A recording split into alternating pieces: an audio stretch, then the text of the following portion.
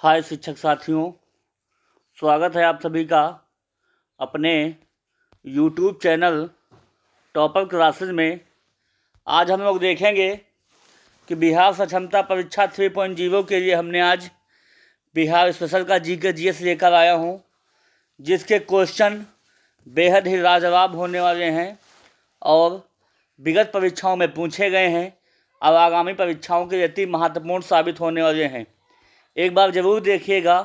अगर कंटेंट अच्छा लगे तो प्लीज़ चैनल को लाइक कीजिएगा, सब्सक्राइब कीजिएगा। ये वो क्वेश्चन हैं जो बार बार रिपीटेशन में आते हैं और लगभग हर परीक्षाओं में आपको देखने को मिलते होंगे और सक्षमता विगत परीक्षाओं में भी पूछे गए हैं। तो चलते हैं हम लोग पहले क्वेश्चन की तरफ। पहला क्वेश्चन है कि क्षेत्रफल के हिसाब से बिहार का सबसे बड़ा जिला है पटना है कि पश्चिमी चंपारण है कि रोहतास है कि शिवहर है। तो बताइएगा आप लोग। अगर देखा जाए तो क्षेत्रफल के हिसाब से बिहार का सबसे बड़ा जो जिला है वो है पश्चिमी चंपारण। कौन सा है? ऑप्शन नंबर इसका दूसरा सही जवाब हो जाएगा। इसके अलावा अगर हम बात करें कि बिहार की राजधानी क्या है, तो बिहार की राजधानी है पटना। कौन सा है? पटना। ये भी आप लोग नोट डाउन कर लीजिएगा। पटना किस नदी किनारे बसा हुआ है? ये गंगा नदी किनारे जो है बसा हुआ है।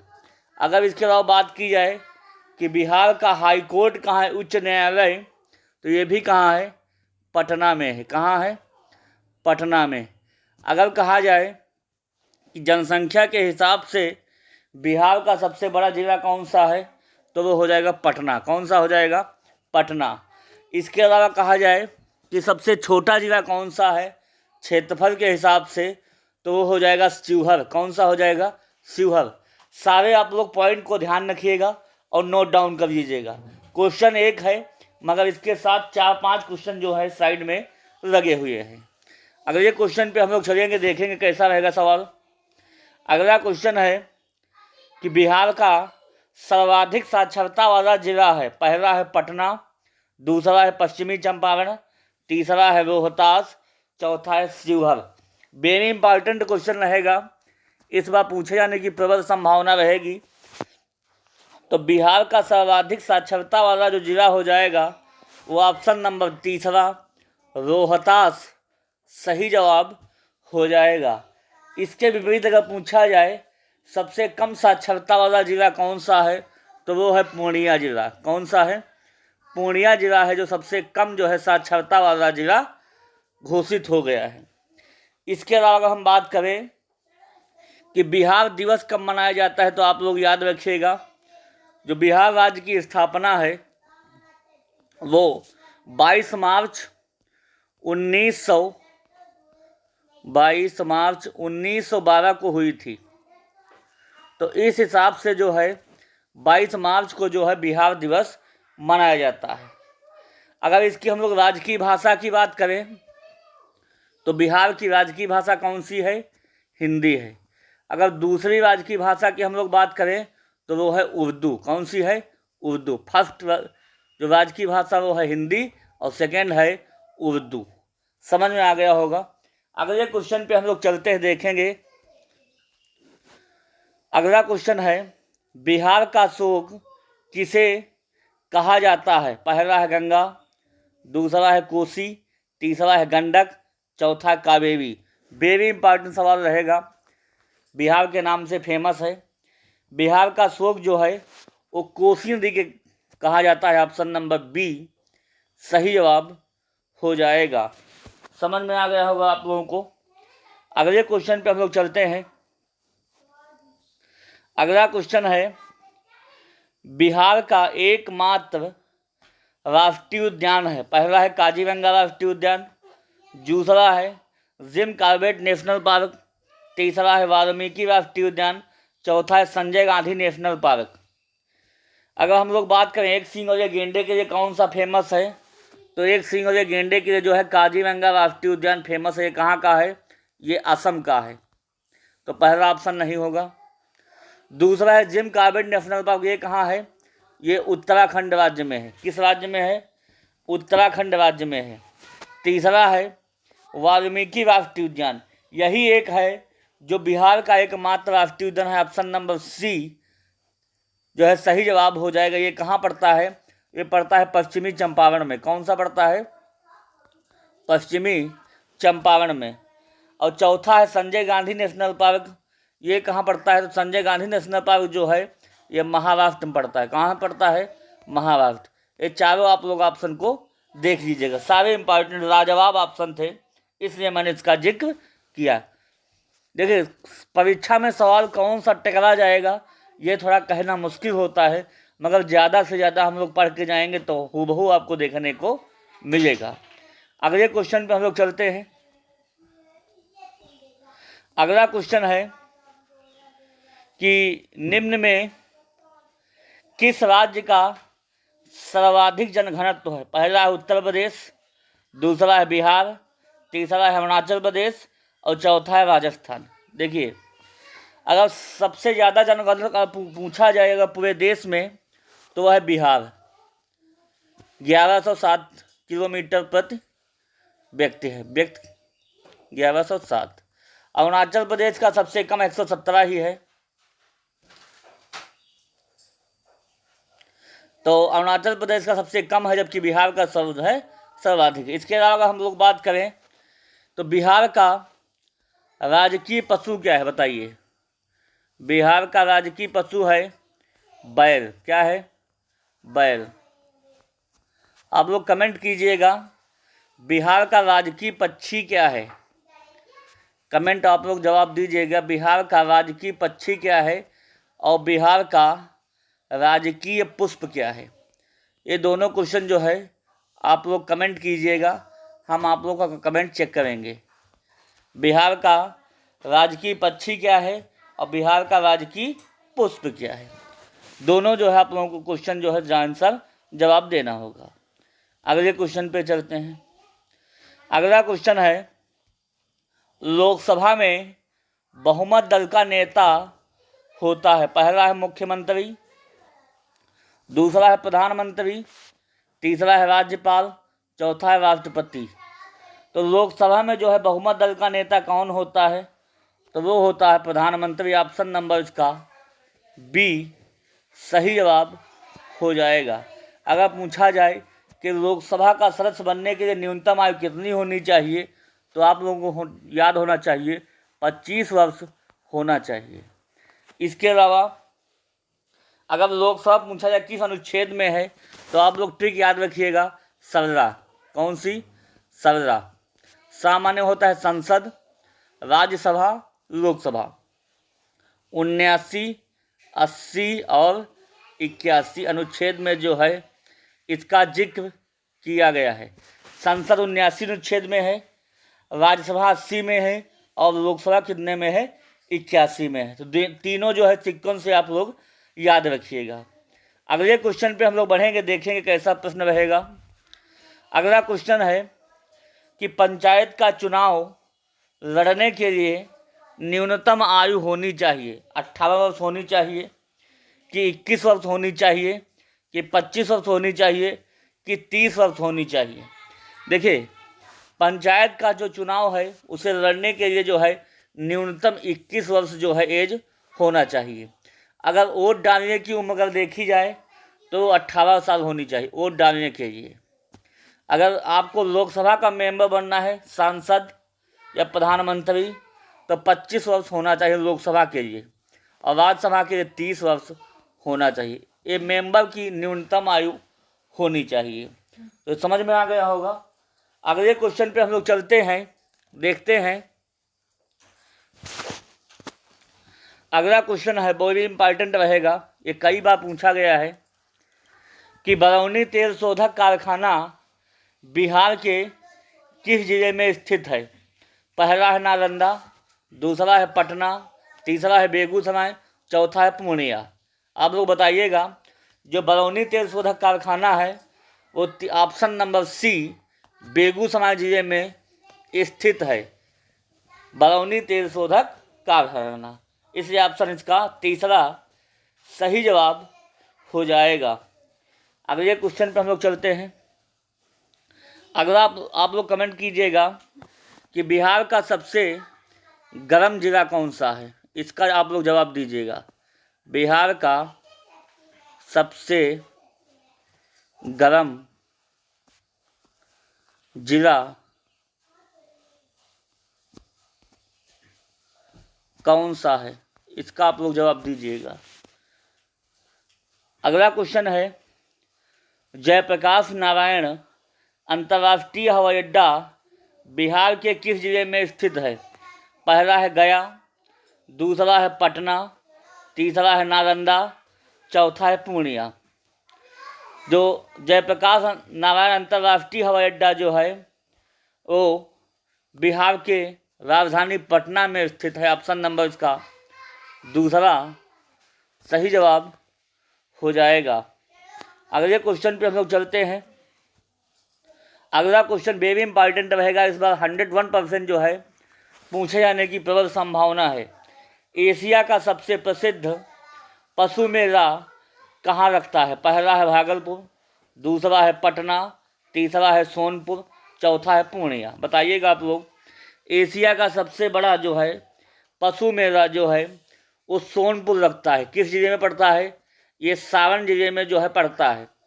ये हाजीपुर के 5 किलोमीटर दूरी पर सारण जिला जो है वहाँ जो है सोनपुर जो है एशिया का सबसे बड़ा जो है पशु मेला लगता है। अगर आप लोगों को टाइम मिले तो ज़रूर देखने जाइएगा। तरह तरह के जो है वहाँ पर जानवर आते हैं और तरह तरह के ब्रांड आते हैं वहाँ पे। एक बार ज़रूर अगर आपको मौका मिले तो ज़रूर जाइएगा और देखिएगा कैसी वहाँ पर रौनक है। अगले क्वेश्चन पे हम लोग चलते हैं। अगला क्वेश्चन है, बिहार एकमात्र किस देश के साथ अंतर्राष्ट्रीय सीमा साझा करता है? पहला है बांग्लादेश, दूसरा है नेपाल, तीसरा है म्यांमार, चौथा है भूटान। तो बिहार जो है मात्र एक देश नेपाल के साथ, वो भी उत्तर में नेपाल के साथ जो है सीमा साझा करता है। बाकी 3 राज्यों के साथ साझा करता है। तो ऑप्शन नंबर इसका बी सही जवाब हो जाएगा। अगले क्वेश्चन पर हम लोग चलते हैं। अगला क्वेश्चन है, नालंदा विश्वविद्यालय की स्थापना किसने की? कुमारगुप्त, कि समुद्रगुप्त, कि स्कंदगुप्त, कि इनमें से कोई नहीं। अगर सबसे पुराना आवासीय विश्वविद्यालय कहा जाए तो वो नालंदा विश्वविद्यालय है, जो कि किस जिले में है? वो है नालंदा जिले में। किस जिले में? नालंदा जिले में स्थित है। इसकी स्थापना कुमारगुप्त ने जो है। ऑप्शन नंबर पहला सही जवाब हो जाएगा। अगले क्वेश्चन पे हम लोग चलते हैं। अगला क्वेश्चन है, बिहार का सबसे कम साक्षरता वाला जिला है? पहला है पटना, दूसरा है रोहतास, तीसरा है पूर्णिया और चौथा है भागलपुर। तो ये हम इसका जिक्र कर चुके हैं। इसके पहले आप लोग जवाब दीजिए। बिहार का सबसे कम साक्षरता वाला जो जिला है वो है पूर्णिया। ऑप्शन नंबर सी सही जवाब हो जाएगा। अगले क्वेश्चन पे बढ़ेंगे, देखेंगे। अगला क्वेश्चन है, बिहार के किस जिले में मेट्रो परियोजना की शुरुआत की गई? पहला है पटना, दूसरा है रोहतास, तीसरा है पूर्णिया, चौथा है भागलपुर। तो बिहार के जो है बिहार की राजधानी पटना में जो है नवीन मेट्रो स्टेशन का निर्माण जो है चल रहा है। बहुत हाल ही में जो है मेट्रो वहाँ को देखने को मिल सकती है। तो ऑप्शन नंबर पहला पटना सही जवाब हो जाएगा। अगले क्वेश्चन पे हम लोग चलेंगे, देखेंगे। अगला क्वेश्चन है, लीची के लिए बिहार का कौन सा जिला प्रसिद्ध है? पहला है पटना, दूसरा है मुजफ्फरपुर, तीसरा है दरभंगा, चौथा है कटिहार। तो लीची के लिए जो है बिहार का जो है मुजफ्फरपुर फेमस है। मुजफ्फरपुर की जो है लीची पूरे इंडिया में ही नहीं बल्कि विश्व में भी जो है फेमस है। तो ऑप्शन नंबर इसका बी सही जवाब हो जाएगा। मुजफ्फरपुर की लीची सबसे बेहद बेहतरीन है। अगले क्वेश्चन पे हम लोग चलेंगे। एक बात और है, इसके अलावा हम बात करें कि बिहार में लोकसभा की सीटें कितनी हैं, तो आप लोग याद रखिएगा लोकसभा की सीटें हैं 40। अगर राज्यसभा की हम लोग बात करें तो राज्यसभा की जो सीटें हैं वो हैं 16। कितने हैं? 16। अगर हम कहें कि जो है आरक्षित श्रेणी में कितने सीटें रिजर्व की गई हैं एससी में, तो 6 सीटें जो है रिजर्व की गई हैं। इसके अलावा अगर हम बात करें कि विधानसभा में कितनी सीटें हैं, तो विधानसभा में 243 सीटें हैं।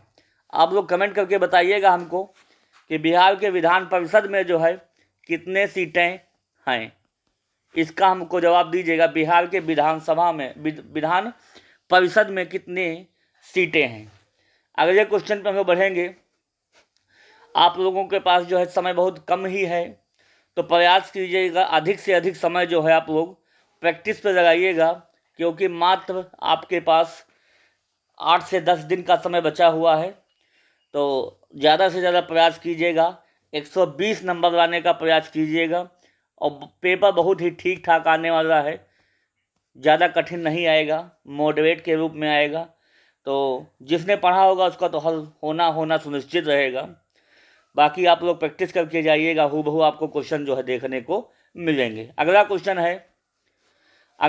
है बिहार का कौन सा जिला सिल्क सिटी के रूप में जाना जाता है? पहला है पूर्णिया, दूसरा है वैशाली, तीसरा है मुजफ्फरपुर और चौथा है भागलपुर। वेरी इंपॉर्टेंट रहेगा। तो बिहार का जो है भागलपुर जिला जो है सिल्क सिटी के नाम से जाना जाता है। ऑप्शन नंबर इसका चौथा सही जवाब हो जाएगा। अगले क्वेश्चन पे हम लोग चलते हैं। अगला क्वेश्चन है जनसंख्या के आधार पर बिहार का कौन सा स्थान है? पहला है कि दूसरा है, तीसरा है कि चौथा है? आप लोग बताइएगा। अगर देखा जाए जनसंख्या के हिसाब से जो है पहला स्थान है उत्तर प्रदेश का, दूसरा है महाराष्ट्र का, किसका है? महाराष्ट्र का, और तीसरा है वो है बिहार का है। किसका है? बिहार का। तो ऑप्शन नंबर इसका तीसरा सही जवाब हो जाएगा। समझ में आ गया होगा आप लोगों को। जनसंख्या के आधार पर जो है बिहार का जो है तीसरा स्थान है। अगले क्वेश्चन पे हम लोग बढ़ते हैं। अगला क्वेश्चन है, अभी हमने इसका डिस्कस कर चुका हूँ कि बिहार में लोकसभा की कितनी सीटें हैं? 243 हैं कि 40 हैं कि 16 हैं कि 32 हैं? तो आपको पता होना चाहिए कि बिहार के विधानसभा में जो है विधानसभा में 243 सीटें हैं। लोकसभा की हम लोग बात करें तो लोकसभा में 40 सीटें हैं। इसके अलावा अगर हम लोग राज्यसभा की बात करें तो राज्यसभा में कितनी सीटें हैं? वो 16 सीटें हैं। तो लोकसभा की सीटें का बात की जा रही थी, तो वहाँ पे ऑप्शन नंबर इसका चौथा 40 सही जवाब हो जाएगा। समझ में आ गया होगा आप लोगों को। अगले क्वेश्चन पे हम लोग बढ़ते हैं। अगला और अंतिम प्रश्न रहेगा, ये जीके जीएस का बिहार का ब्रह्मास्त्र से लेकर आया था। इसके बाद अगला ब्रह्मास्त्र फिर रहेगा। बिहार के वर्तमान शिक्षा मंत्री कौन है? पहला है तेजस्वी यादव, दूसरा है सम्राट कुमार चौधरी, तीसरा है सुनील कुमार और चौथा है नीतीश कुमार। ये भी जो अपडेट आप लोग करंट अफेयर से भी रहिएगा।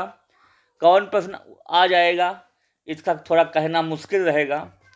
तो बिहार के जो है वर्तमान शिक्षा मंत्री आपको जानकारी हुआ होगा कि सुनील कुमार जो हैं, ऑप्शन नंबर सी सही जवाब हो जाएगा। तो ये आज का जो है जीके जीएस का पैटर्न समाप्त होता है। अगली क्लास में जो है पुनः जो है इसका सेकंड पार्ट लेकर आऊँगा। तब तक ये आप लोग देखते रहिए। और भी हमारी वीडियो जो है यूट्यूब चैनल पर मैथ है, जीके जीएस है, पर्यावरण है, पढ़ी हुई हैं, आप लोग देख सकते हैं। एक से एक अच्छी क्लास जो है हमने डालने का प्रयास किया हूँ। हिंदी भी पढ़ी हुई है, आप लोग जा कर के देख सकते हैं और अपनी तैयारी को मजबूत कर सकते हैं। तो आज के लिए इतना ही। शेष नेक्स्ट वीडियो में कहने सुनने का प्रयास करूँगा। तब तक के लिए धन्यवाद। Okay, thank you.